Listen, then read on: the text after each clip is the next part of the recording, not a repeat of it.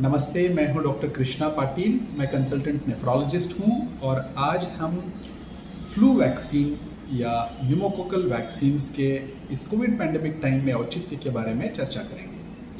Flu जो influenza या common cold के नाम से भी प्रचलित है, जो सर्दी जुकाम है, इसी का नाम फ्लू है। तो इसके बारे में हम ज़्यादा पहले कभी चर्चा नहीं करते थे, क्योंकि ये जैसे उसका नाम ही है कॉमन कोल्ड या कॉमन फ्लू या वायरल फीवर, ये जनरली हम देखते थे कि आता है 6-7 दिन में कम हो जाता है। पर इस कोविड पैंडेमिक टाइम में जब इस तरह का वायरल फीवर आता है तो पहला ध्यान जाता है कि कहीं ये कोविड तो नहीं। और अब हमने देखा सेकेंड वेव में बहुत हानि हुई, बहुत बेड्स की, ऑक्सीजन्स की दिक्कत हुई। और थर्ड वेव हालांकि अभी तक आई नहीं, पर जो वेरिएंट ऑफ कंसर्न ओमाइक्रॉन, जिसके बारे में अब पूरी दुनिया भयभीत है कि शायद ये अगला वेव हो सकता है, तो इस वेव के आने के समय अगर हम अपने आप को इन कॉमन वायरल फ्लूज से भी बचा सकें तो वो बहुत इम्पॉर्टेंट होगा। खास करके हम जो हेल्थ केयर वर्कर्स हैं उन्हें भी कह रहे हैं कि फ्लू वैक्सीन ले लीजिए, क्योंकि ये जो कॉमन फ्लू है वो कोविड से कोई अलग दिखता नहीं शुरुआत में। तो आपको कंफ्यूजन हो सकता है, ज़रूरत से ज़्यादा एडमिशन्स हो सकते हैं, हॉस्पिटल या हेल्थ केयर के ऊपर ज़्यादा बर्डन पड़ सकता है इन वायरल फीवर्स की वजह से, एडमिशन्स की वजह से। और दूसरी बात ये भी है कि हालांकि ये मामूली इन्फेक्शन होता है जो अपने आप ठीक हो जाता है, पर कुछ लोगों में ये घातक बन सकता है।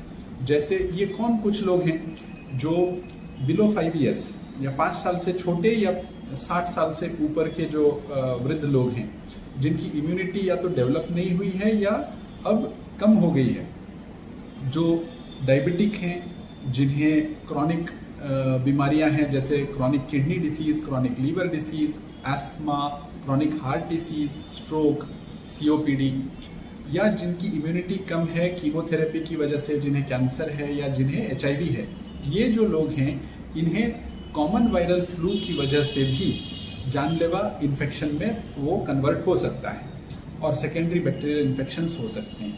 और प्लस ये कोविड के जैसे ही प्रेजेंट करता है, तो अभी के टाइम में इस वजह से हॉस्पिटलाइज होना और दूसरे इन्फेक्शंस के आना, ये रिस्क बढ़ेगी और हॉस्पिटल्स पे जो है इन एडमिशन्स की वजह से वर्कलोड बढ़ेगा।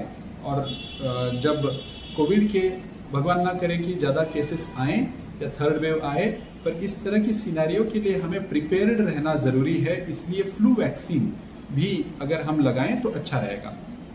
दूसरी बात ये भी है कि जो फ्लू के बाद जो सेकेंडरी बैक्टीरियल इन्फेक्शंस हो सकते हैं, या कोविड के टाइम पे भी हमने देखा कि कई लोग कोविड से नहीं बल्कि सेकेंडरी बैक्टीरियल इन्फेक्शंस की वजह से कईयों की मौत हुई। तो ये जो सेकेंडरी निमोनिया है, बैक्टीरियल निमोनिया है, इनमें सबसे कॉमन निमोनिया होता है न्यूमोकोकल निमोनिया, जो 30% निमोनियाज होते हैं इसकी वजह से होते हैं, और ये घातक निमोनिया होता है।